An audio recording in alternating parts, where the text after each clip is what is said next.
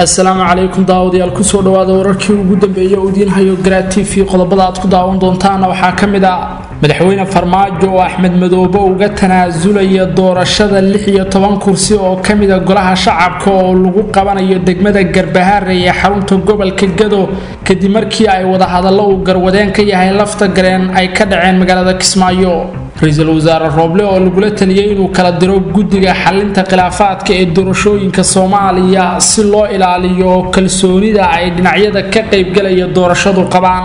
xisbiyada mucaaradka Soomaaliland oo dacwad ka dhana madaxweyne Muuse Biixi Cabdi u gudbiyay wafdi ka socda dawladda Mareykanka oo booqday magaalada Hargeysa xisbiga himila qaran ee uu hogaaminayo madaxweynihii hore ee Soomaaliya Sheekh Shariif Sheekh Axmed oo sheegay inay ku qanacsan yihiin doorashada ka socota Soomaaliya oo ay sheegeen in qayb ahaan la boobayo kuraasta balse ay rajeynayaan in dib laga saxo iyo shir looga hadlayay amniga oo ka dhacay magaalada Boosaaso ee xarunta gobolka Bari qodobada iyo kuwa kale aad ku daawan doontaan wararka Garaad TV u diyaar garoob ayagoo dhameystiran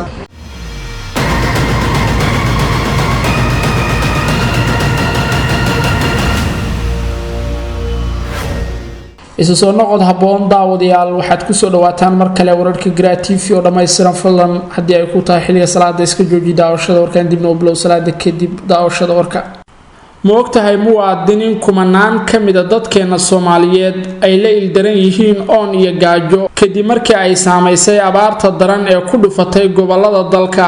fadlan caawi walaalaha haraadka u dhimanayo oo u gurmo dadkaaga waayo maanta ay garab istaag kaaga baahan yihiin uguna gurmo si kasto oo aad awoodo adiga oo ugu hagaajinayo gurmadka cidda ugu haboon ee gaarsiin karta ama adigu gaarsiinaya hadii ay ku suurto gasho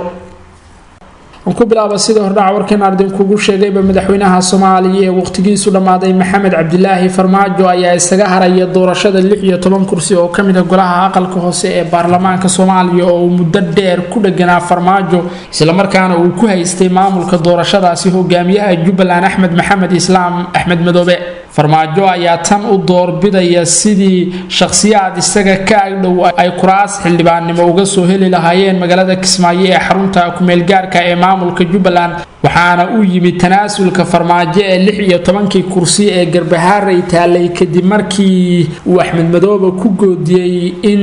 Cabdullaahi Dheere oo ah saaxiibka gaarka ee Fahad Yaasiin iyo Farmaajo uu Axmed Madoobe sheegay in aanu kursi xildhibaannimo sanadkan ka soo heli doonin Kismaayo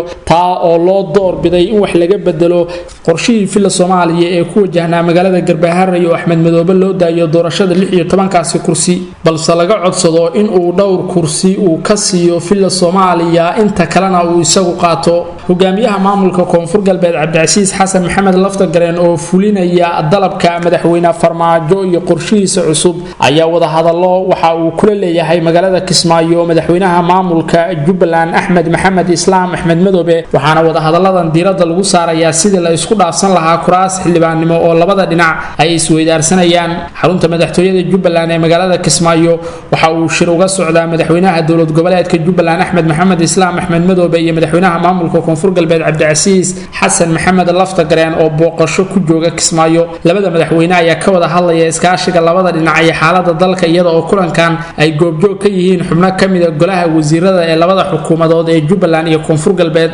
kulankan ayaa si gaar ah diiradda lagu saarayaa arrin lagu tilmaamay kuraas kala bedelasho waxa uu lafta gareen doonayaa in Axmed Madoobe wax looga tanaasulo isaguna uu wax ka tanaasulo si gaar ah madaxweyne Farmaajo oo gadaal ka riixaya qorshaha heshiiska ay ku galayaan lafta gareen iyo Axmed Madoobe ayaa waxa uu sheegay inuu ogol yahay in hogaanka doorashada 16 kursi ee Garbaharre la hoosgeeyo Axmed Madoobe hase yeeshee laga doonayo in uu kuraas soo siiyo shakhsiyaadka filla Soomaaliya ay wada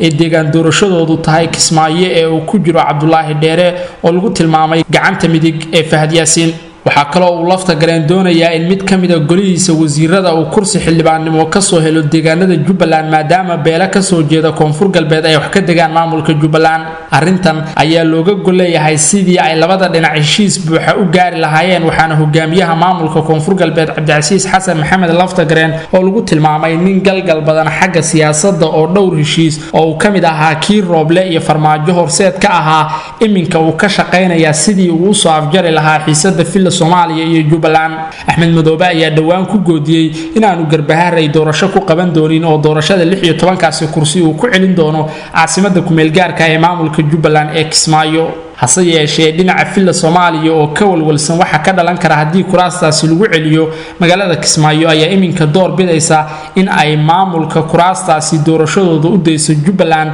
oo Axmed Madoobe la hoosgeeyo balse taa beddelkeeda isaguna uu ka tanaasulo dhowr kursi oo aan cadadooda la sheegin oo ay wadato filla Soomaaliya isla markaana deegaan doorashadoodu kala tahay Garbaharey iyo Kismaayo. waxaa la rajeynayaa in filla Soomaaliya inta uu lafta gareen jooga Kismaayo ay gudbiso kuraasta ay doonayso in Axmed Madoobe uusan ku faragelin ee labada deegaan doorasho ee Jubbaland sidoo kalena la cadeeyo in Axmed Madoobe uu madax bannaan yahay hogaanka iyo maamulka doorashada 16 kursi ee Garbaharey lagu dooranayo. waxaa kale oo laga yaabaa in Axmed Madoobe uu sida ugu dhaqsaha badan ku magacaabo gudoomiyaha degmada Garbaharey iyo ku-xigeenkiisa oo muddo dheer ku dhaganaa iminkase uu ka fakarayo sidii uu shaacin lahaa. hase yeeshee waxaa dood weyn ka taagan tahay sida uu Axmed Madoobe ku aqbali karo in xubno ka mid ah golaha wasiirada maamulka Koonfur Galbeed ee madaxweyne lafta gareen uu wato ay kuraas xildhibaannimo ka soo helaan maamulka Jubbaland.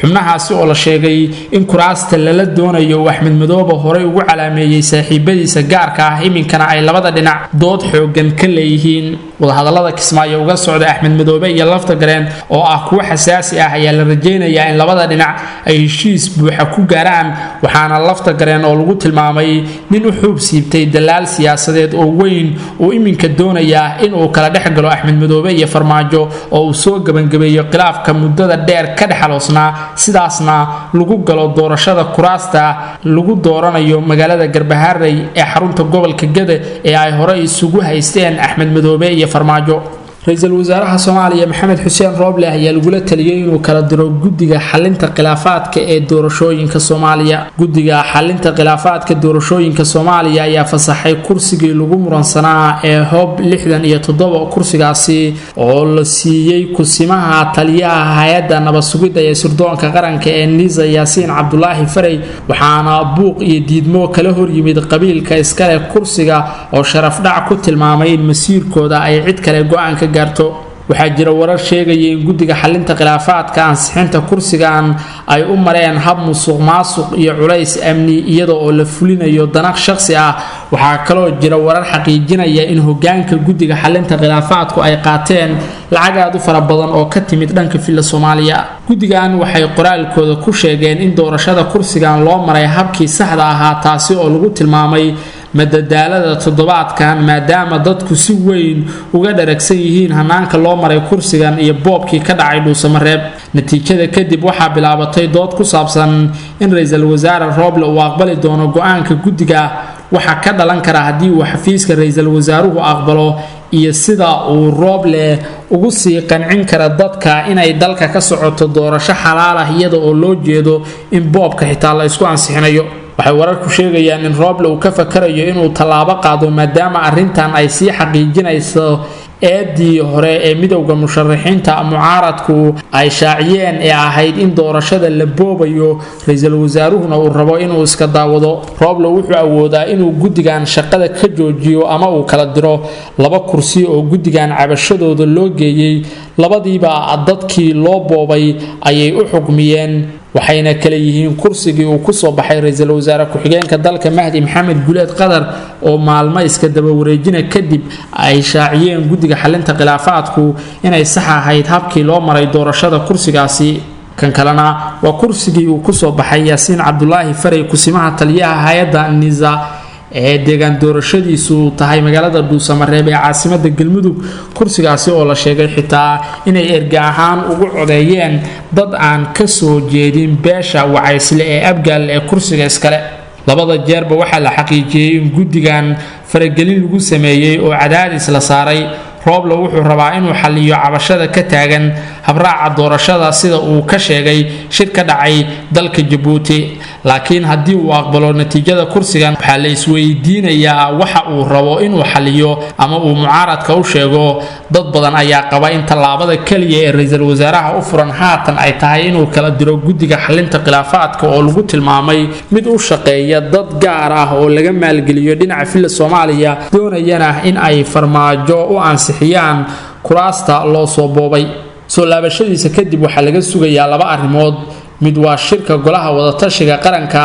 oo ra'iisul wasaaruhu sheegay in la qaban doono midna waa tallaabada uu ka qaadi doono guddiga xalinta khilaafaadka iyo sida uu ka yeeli doono in kursiga Yaasiin Faray la fasaxo iyadoo uu ra'iisul wasaaruhu rabo inuu la xaajoodo dhinacyada tabashada ka qaba doorashada ayaa laftirkeeda duulaan ku ah qorshaha uu roob la wado ee dhaqaajinta hanaanka doorashooyinka Soomaaliya waxaa jira warar sheegaya in madaxda goboladu ay ku cadaadinayaan rooble inuu faraha kala baxo kuraasta la isku haysto koonfur galbeed ayaa diiday inay u jawaabto guddiga doorashada heer federaal oo soo diiday doorashada laba kursi oo ka dhacday magaalada Baydhabo ee xarunta meel gaarka ee maamulka koonfur galbeed waxaana guddiga heer federaal oo go'aamiyay in doorashada labadaasi kursi lagu laabto aan waxba ka soo qaadin hadalkooda guddiga maamulka doorashada ee koonfur galbeed madaxda goboladu waxay si weyn u diidan yihiin in guddiga doorashada awood ay yeeshaan waxay rabaan in kuraas badan ay boobaan qaarkood waxaa la sheegay inay guud ahaan doorashada joojin doonaan haddii kuraasta la isku haysto la soo celiyo oo natiijadooda la diido rooble wuxuu sheegay inuu noqday dharigii saddexda dhinac ka gubtay sida uu ka sheegay dhawaan dalka Jabuuti maadaama uu cadaadis kala kulmayo dhinaca madaxweynaha xafiiska jooga ee farmaajo madaxda maamul goboleedyada iyo mucaaradka sidaa darteedna uu iska aamusay sida uu dhawaan hadalka u dhigay arintaasi oo lagu tilmaamay mid muujinaysa sida ra'iisul wasaaruhu aanu u qaadan karin go'aamo xasaasi ah isla markaana aanu u ahayn shakhsi lagu kalsoonaan karo oo dhinacyada isku wadi kara si uu ra'iisul wasaaruhu dhinacyada u qanciyo waxaa jira dad aaminsan inay macquul tahay inuu ka aamuso kuraastaasi la boobay ee muranku ka taagan yahay balse waxaa isweydiin kala ah haddii la fasaxo oo sax lagu tilmaamo kuraastii la isku haystay wuxuu soo kordhinayo shirka uu ra'iisul wasaaruhu iclaamiyay ee dhex maraya madaxda maamul goboleedyada iyo isaga rooble haddii uu aqbalo natiijada kuraasta la boobay uma baahna inuu shir qabto oo waxa ay ka dhigan tahay in uu ku qanacsan yahay sida ay wax u socdaan ay leeyihiin dadka isha ku haya muranka ka taagan doorashada Soomaaliya madaxda maamul goboleedyadu waxay aaminsan yihiin haddii gudiyada awood u yeeshaan inay kuraas diidaan inay dhankoodu ku adkaan doonto inay wax boobaan oo waxa dhici kara in kuraas badan lagu soo celiyo sida darteedna waxay raacsan yihiin in awoodda guddiga doorashooyinka heer federaal la wiiqo oo la siiyo dhammaan awoodda ansixinta natiijada iyo qabashada doorashadaba guddiga heer maamul oo iyaga lagu tilmaamay mid hoos jooga madaxda maamul goboleedyada oo waxba xeerinayn arrintan ayaa la sheegay inay dhammaan ka siman yihiin madaxda gobolada laakiin ra'iisul wasaaraha ayaa la eegayaa inuu cadaadiska maamulada aqbalo ama inuu cadaaladda iyo sharciga ku dhaqo muwaadiniinta u tartamaya kuraasta golaha shacabka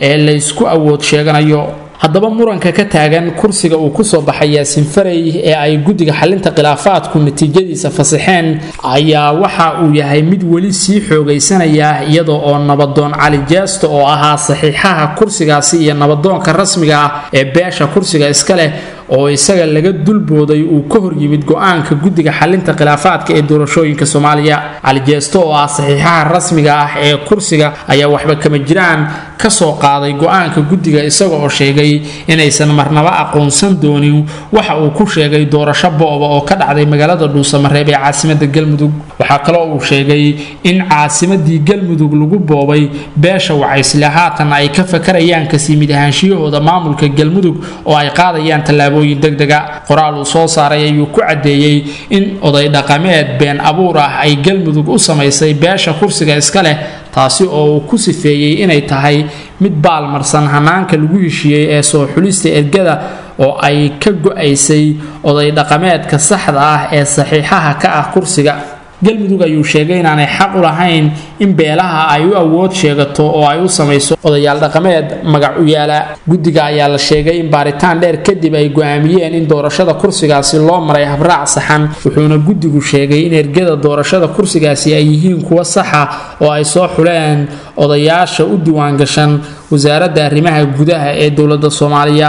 arrintan oo lagu tilmaamay mid la isla ogaa oo guddigu ay dhaqaale badan ku cuneen ayaa loo arkay mid sii niyad jebinaysa hanaanka doorashada Soomaaliya oo lagu tilmaamay mid gebi ahaanba musuq iyo wax isdabamarin salka ku haya isla markaana ku kalifaysa dhammaan dhinacyada doorashada ka soo horjeeda ee tartanka inay ka qayb galaan loo diiday inay dhankoodu iyagana qabsadaan doorasho ay ku qanacsan yihiin taa oo mustaqbalka Soomaaliya su'aal weyn gelinaysa iyo halka uu dalku ku dambeyn karo haddii uu xaalku sidaan ku sii socdo xisbiyada mucaaradka Somaliland ayaa kula kulmay magaalada Hargeysa wafdi ka socda Congress-ka Mareykanka oo booqday magaalada Hargeysa ee caasimadda Somaliland iyaga oo la wadaagay dacwad ka dhan ah xukuumadda madaxweyne Biixi mas'uuliyiinta labada xisbi mucaarad ee Somaliland ee u cidiya wadani ayaa waxa ay kula kulmeen magaalada Hargeysa wafdi ballaaran oo ka socday Congress-ka Mareykanka oo safar shaqo ku jooga Somaliland mas'uuliyiinta xisbiyada hogaaminayay ayaa kala ahaa gudoomiyaha xisbiga u cid injineer Faysal Cali Waraabe iyo gudoomiyaha xisbiga wadani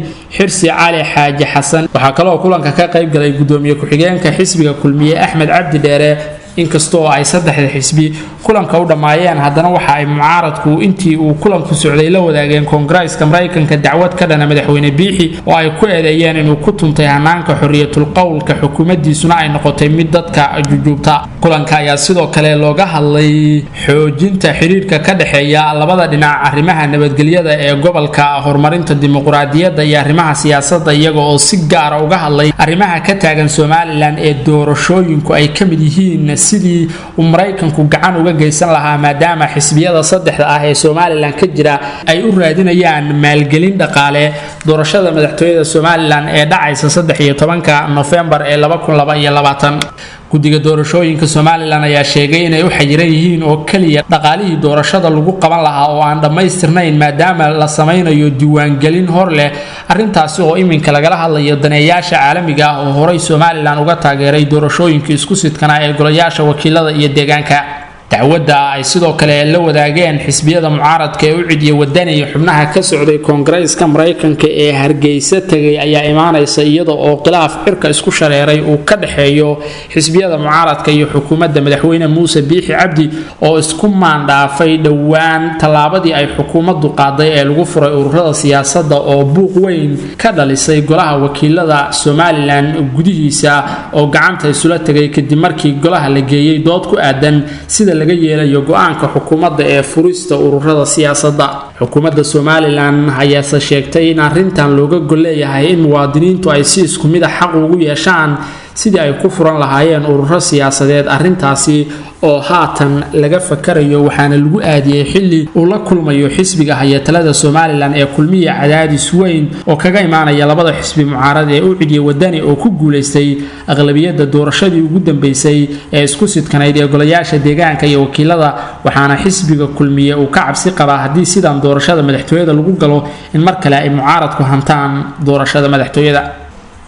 magaalada Boosaaso shir looga hadlayay amniga guud ee gobolka Bari ayaa lagu qabtay magaalada Boosaaso ee xarunta ganacsiga Puntland oo ay ka qayb galeen saraakiisha ugu sareysa booliiska gobolka Bari saraakiisha shirkan ka qayb galay ayaa waxaa ka mid ahaa taliyaha ciidanka booliiska Puntland General Maxamed Cali Xaashi oo shirka gudoominayay waxaana si gaar ah diiradda loogu saaray arrimihii ugu dambeeyay ee amniga gobolka gaar ahaan magaalada Boosaaso taliyaha qaybta booliiska gobolka Bari gaashaanle sare Cabdulqaadir Jaamac Dirir ayaa ka warbixiyay xaaladda amni ee gobolka Bari isagoo sheegay in ciidamadu ay sameeyeen howlgallo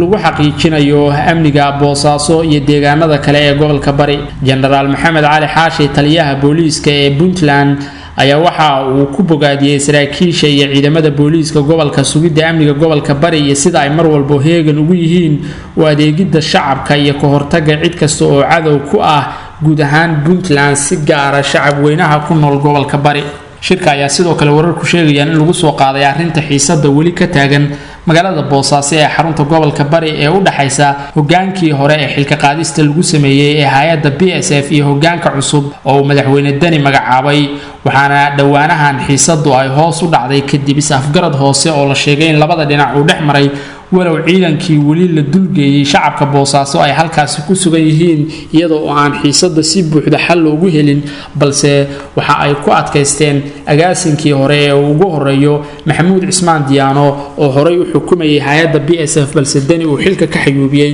inaanay wareejin doonin hubka gaadiidka iyo guryaha ay sida gaarka u leeyihiin ciidanka BSF ay ku hawlgalayeen balse ay diyaar u yihiin in ay xilka iyo sidoo kale ciidanka BSF ba wareejiyaan xisbiga himilo qaran ee uu hogaaminayo madaxweynihii hore ee Soomaaliya Sheekh Shariif Sheekh Axmed ayaa cadeeyay mowqifkooda siyaasadeed ee ku aadan xaaladda dalka iyo doorashooyinka socda gudoomiyaha xisbiga mudane Suleymaan Maxamuud Xaashi ayaa waxa uu shaaciyay inaysan marnaba raali ka ahayn doorashada boobka ah balse hadii la saxayo qaladaadka jira ay diyaar u yihiin oo ay ka qayb galayaan sida uu sheegay sidoo kalena wuxuu sheegay gudoomiyuhu in xisbiga himilo qaran uusan marnaba doonayn inuu qaado tallaabo kale oo dalka dhaawacaysa sida ay mucaaradku abaabulayaan oo ah in la dhiso golo qaran oo dalka hogaamiya muddo 2 sano doorashada boobka ayuu sheegay inuusan xisbiga himilo qaran aqbalayn balse uu ku qanacsan yahay sida guud ee hanaanka doorashada uu dalku u aaday isla markaana ay rajeynayaan in qaladaadka doorashada hareeyay la saxo gudoomiyaha ayaa sheegay in xisbiga himilo qaran aanu qayb ka ahayn qorshaha mucaaradka ee ah in la qabto shir kale oo dalka gelinaya xaalad halis ah lana dhiso golo qaran oo mucaaradku ay doonayaan in uu dalka hogaamiyo wuxuu soo hadal qaaday kulankii ay la qaateen ra'iisul wasaaraha xukuumadda Soomaaliya oo walaac badan uu ka dhashay kaasi oo uu sheegay in ujeedkiisu ahaa sidii doorashada boobka loo sixi lahaa dhawaanahan waxa si kala fogaanayay xubnaha kale ee midowga musharaxiinta iyo gudoomiyahooda Sheekh Shariif oo dalka ka maqan kadib markii uu dalka isaga baxay kana hor yimid qorshaha mucaaradka ee ah in la dhiso golo qaran oo dalka hogaamiye muddo 2 sano ah lana qaado doorashada iminka socota waxa inta ku dhan wararkii ugu dambeeyay aad ka daawanaysan Garaa TV